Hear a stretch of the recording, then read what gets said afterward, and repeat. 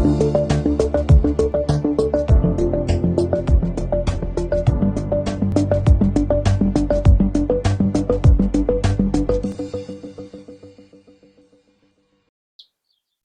and welcome to the channel. I'm Ian G0VGS. I thought you might find it interesting to see the equipment that I use when I go out portable. Yeah, I'm not a lightweight portable operator, although I can be. Generally, I've always got the car with me. So let's have a look at what I use as far as radios are concerned, the way I power them, the antennas I use, the feeders I use, and indeed what I use to film all of that. I hope you find it interesting.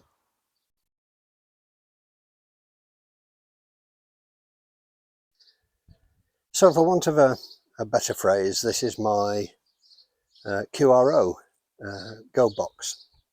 This is the one I've been using mostly recently. A, because I love the radio, and B, because QRP just isn't hacking it at the moment in current conditions. So let's have a look and see what we've got in here. And it'll be no surprise to you that we have the Mission RG01 with its power lead. There's another little unit here which I'll come back to later.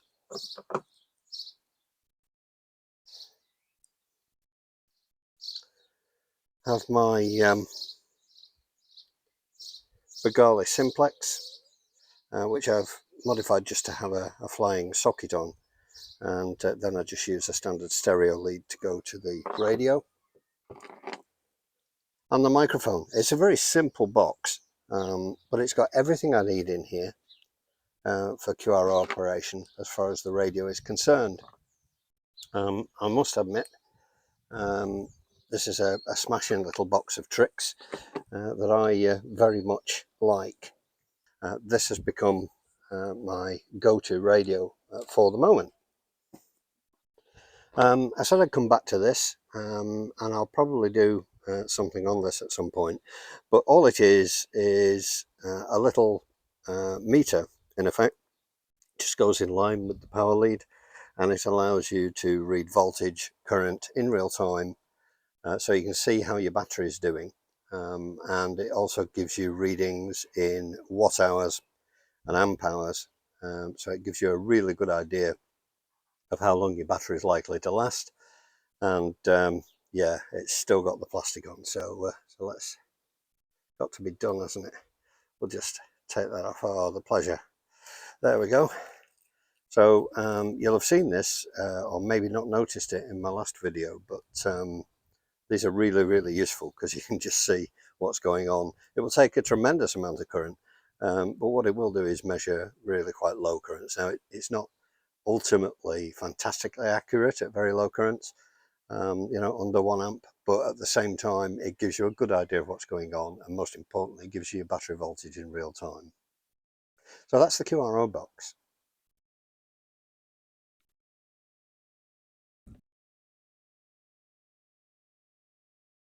Now this is what I call my QRP box. It also has a few extra bits and pieces in. So let's have a look.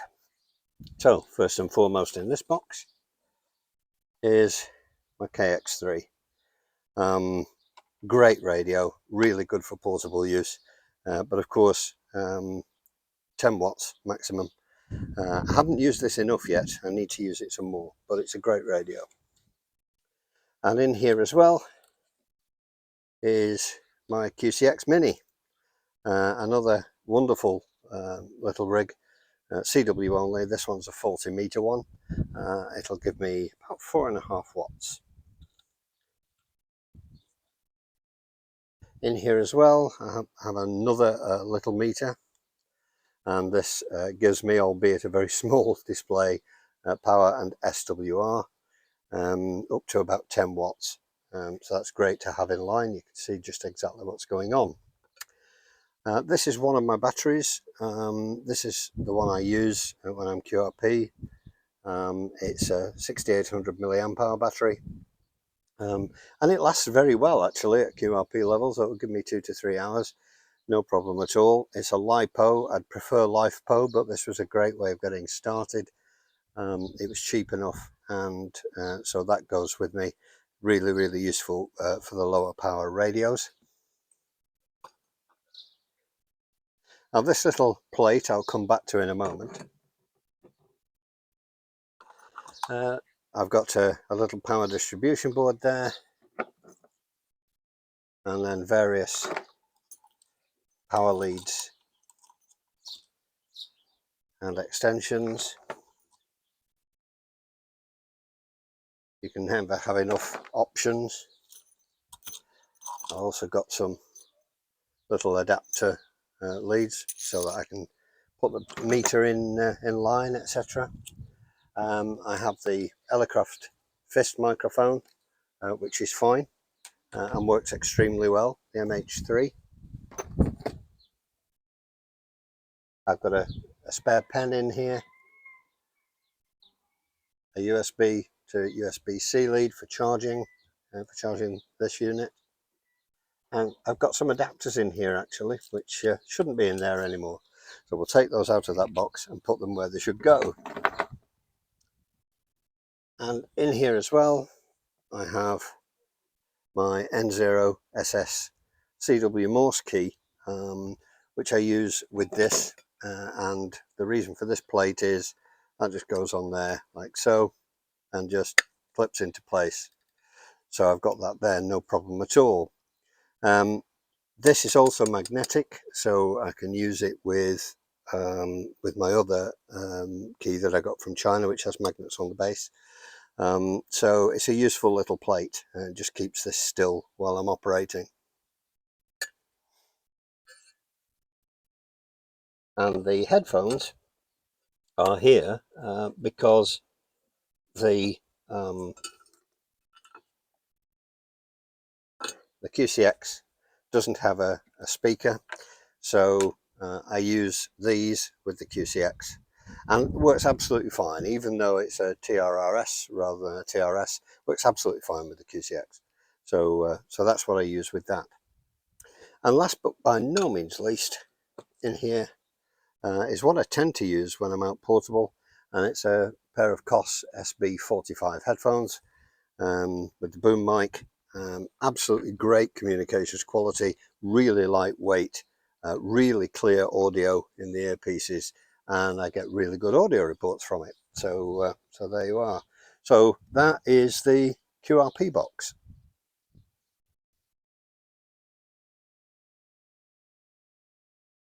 One of the things that you definitely need if you're going out portable is something to keep all your adapters in. So I find these shell cases really good. I've got several of them I've got with various other things, hard drives and things over the years.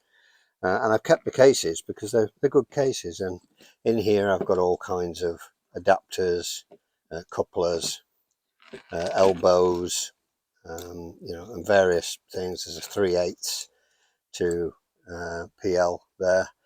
So all sorts of different adapters, always useful to have. I tend to have multiples of each one because you never know when you're going to need more than one or when you're going to lose one. So those are all my adapters that I take with me, or at least that I've taken with me up to now.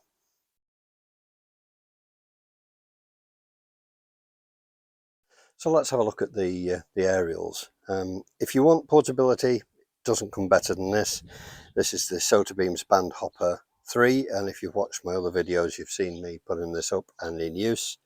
It's a dipole, a link dipole. You can see the links here, and it does 20, 30 and 40 meters, and of course with a tuner it will do 15 meters if you've got it set to 40 meters. And the tactical mini mast, which is absolutely superb, also comes with the 3 pegs, and it comes in 2 nice little bags to carry it all in. And when it's all together, it's just, you know, so easy to take around. These go in there like that. They've really thought of everything with this aerial. That goes in there.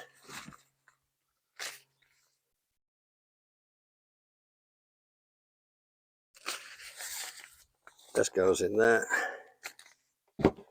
and there you are. That's what is effectively a 4-band antenna. If you've got a tuner, you've got your KX3 with you or a KX2 with a tuner inbuilt, then that is just going to do the job for you. Absolutely marvellous. It will all fit in a decent sized rucksack, very lightweight, and just a great antenna.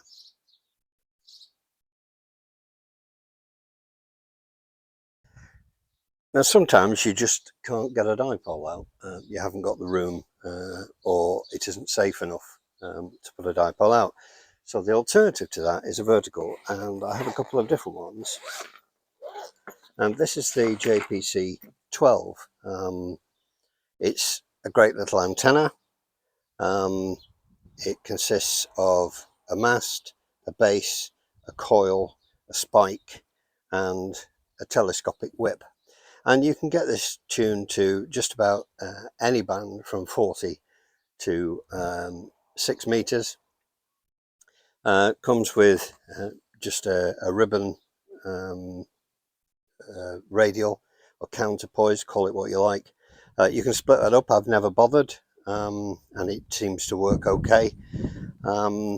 This is a great aerial. It's center loaded, of course, and it can be a little bit twitchy to set. There isn't as much granularity on this as there is on other aerials. That said, you can usually get it very, very close, and if you've got a tuner in your radio, it's really not a big problem. I know a lot of people say, oh, just, tune it until you get maximum receive and then use your tuner. Well, that's great, but if you've got something like a QCX, you can't do that because there's no tuner in the QCX. So if you just want an aerial and your radio, then you need something that you can get close. So you can do with this. It's a great aerial. I've used it very effectively down on the beach at Morecambe. I've been able to get across the pond on 10 watts SSP and on 5 watts CW. So it does work. There's, it's an aerial at the end of the day, and it's a great alternative. It takes up very little room, and having the one counterpoise makes it very, very safe to put up.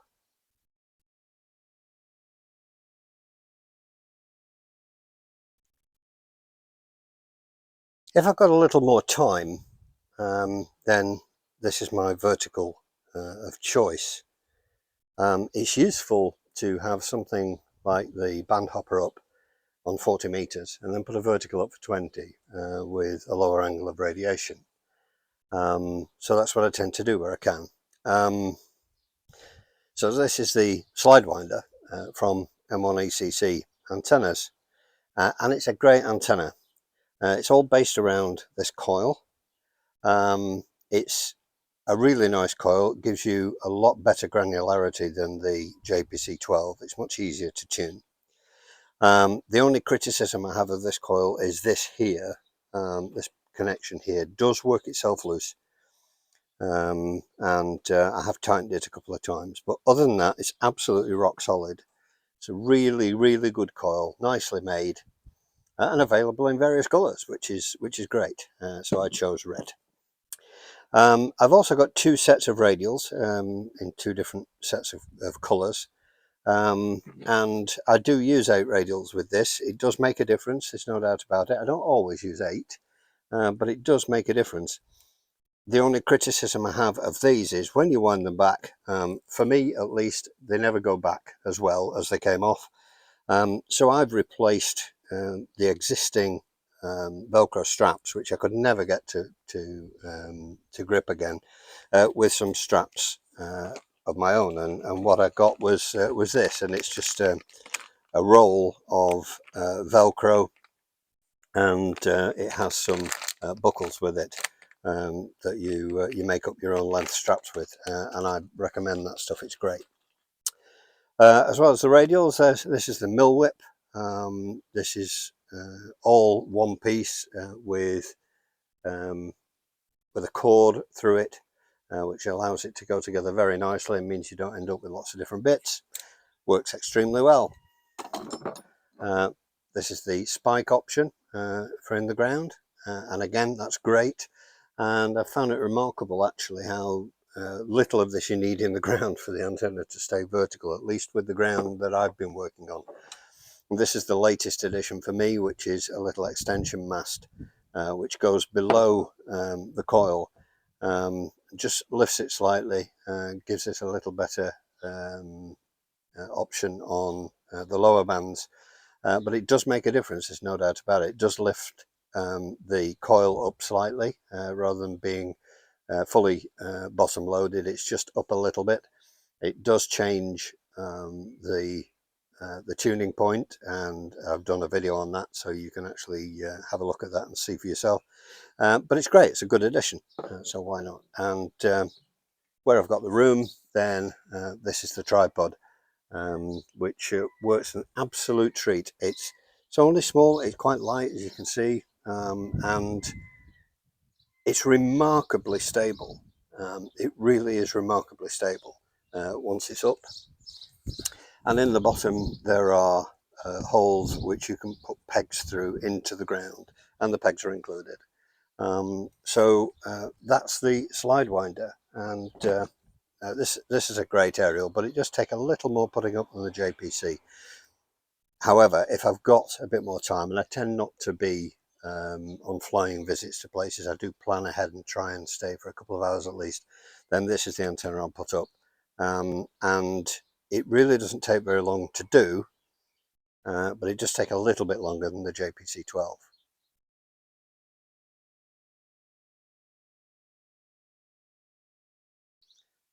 Of course, if you've got aerials, you need feeder, and I'm probably a little over the top here. This is Messi and Poloni, Hyperflex 7. They do Hyperflex 5 now, which will be much more flexible and probably a better option. The great thing about this is it's extremely low loss, and if you're using QRP, then it's very useful to have that, especially if you're a distance away from the aerial, which you sometimes are with a vertical, or at least I am if I want to get the vertical out towards the water, for example. So I have two lengths of this held together with the Velcro straps that I mentioned before. That's a 10-meter length, and that's a 20-meter length, and they work very, very well. And of course the band hopper has its own feeder connected, but I then usually have to extend it to where I am. So that's what I'm using for feeder.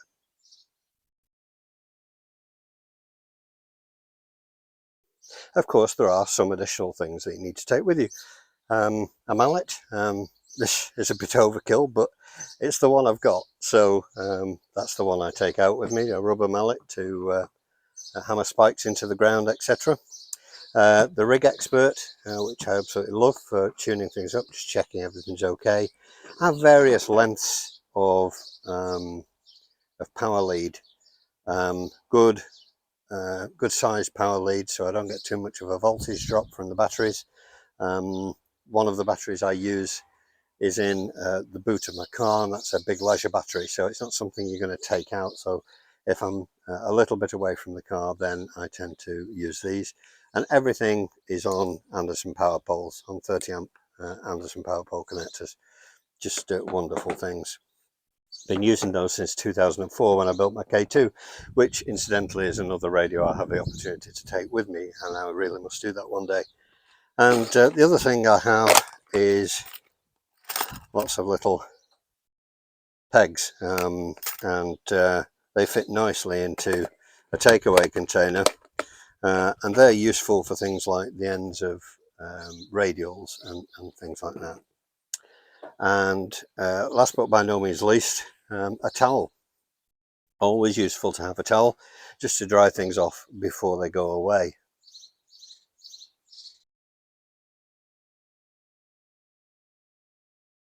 So how do I film all of this? Well, I use various things and various ways of mounting things. The vast majority of the time I'm using my iPhone for filming, but I do have another little box of tricks here, which has a couple of GoPros in. This is a GoPro Hero 7, and I've been using that with some of the filming today. Great little camera, very versatile. You heard it, it does need something to protect against the wind, and I've just got this, which fits on the camera beautifully. And hopefully the filming I've done today won't have the same wind noise that I've had recently. This is one of the earlier GoPros, and it's a nice little camera. It only films to 1080p, but it takes good images. It's got reasonable battery life, and it's a camera I enjoy using. So it's been a little while since I've used this one. One of the advantages of this camera is that you can actually power it from a power bank while it's in use. With the Hero 7, the way it's built, and by the time it goes into its frame, you can't actually get to that door to power it separately, so you're left with just what's in the battery. There's the cage for the Hero 7, a different case with a lanyard on it, and because of the battery problem, I have 3 spare batteries for the GoPro Hero 7 with its own little charger, and various mounts in here to do various things, a small tripod. So all that's in this particular case. And I also have this, which is a GoPro mount. Now, I've been using this to film over my shoulder up at the field. It's a really strong clamp, and the great thing is about it is you can alter the width of the clamp by altering this particular strap. By widening and narrowing it, you can get it to clamp to most things, and I clamp it to the strut for the tailgate in the car. Works a treat. Very, very strong, and it would probably hold a DSLR quite happily, actually, but it has a mount on the top for a GoPro. And my latest addition, and the thing that I'm really starting to love, is this. So this is a DJI Osmo 6 gimbal, Mobile 6, and it's absolutely superb. It does the job very, very nicely, thank you. And it's great for talking to camera, and also for filming while walking. It makes things extremely stable, which is what it's all about at the end of the day. That's why you have a gimbal in the first place. But it's a great tool, and I enjoy it. And it comes with its own little tripod as well. So that's something I've been enjoying. And the mount for it that clips to the phone is magnetic, so it just clips to that with the magnet, and it's dead easy to connect and really works extremely well. And I'm still learning to fly this, but it's a great addition to the armory, and hopefully I'll get some good shots with it as time goes on. As well as a couple of tripods and various other small bits and pieces, including a little radio mic, which I have at the moment clipped on. You'll see that in various videos. Just a little radio lavalier mic with a little connector that pops in the bottom of the iPhone. So there we are. That's what I use for filming. So there we are, a pretty comprehensive guide as to the stuff I take with me when I go portable. It's by no means everything that I take. For example, I didn't mention the flask of tea and other liquids that I take to make sure I keep hydrated in this glorious weather. There's also a couple of small tables and one or two other things, a blanket, so on and so forth. But in general, those are the main things I take with me when I go portable. And I hope you found it informative. Thanks very much for watching. Until the next time, cheerio.